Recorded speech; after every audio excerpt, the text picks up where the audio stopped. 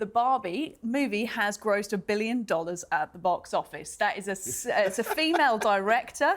It makes her the first solo female director filmmaker with $1 billion film.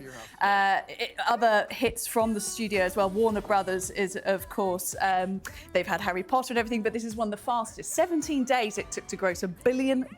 And we just want to remind you that some people in the media were called the Barbie whingers. They didn't believe this movie would be a success. They thought it was an attack on men, on the patriarchy. They thought it was offensive.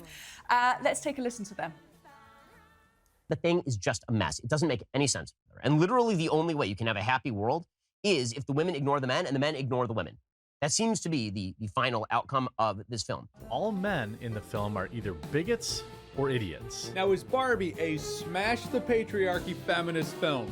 Yes, it is. The real world and all the men in it are shown to be universally, irredeemably horrible.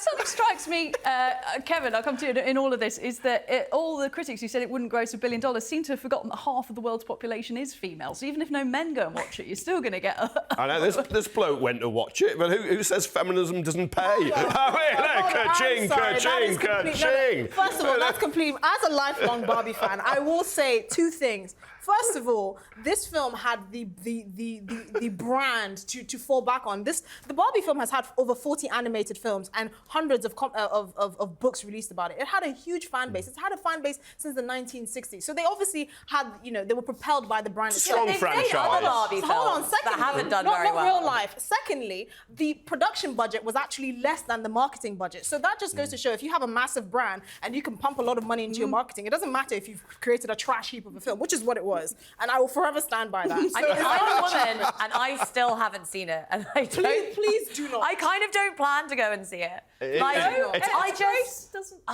know that everyone is obsessed with this idea and thinks that it's like a feminist epic. But again, it's not my kind of feminism. Like, for me... What, you might smile and enjoy it? No, I mean, it's like the idea that we're going to dismantle the patriarchy and deal with all of these issues that we discuss so much in the show by having, like, some female CEOs or, like, a film done by a woman that makes $1 billion is absurd. I don't think anybody's arguing. I don't think anybody's arguing that, though, are they? Can I also just say the film wasn't a feminist film. It was a satire of some sort of feminist abomination. Yeah. Now, we don't necessarily agree on anything, a lot of things, but but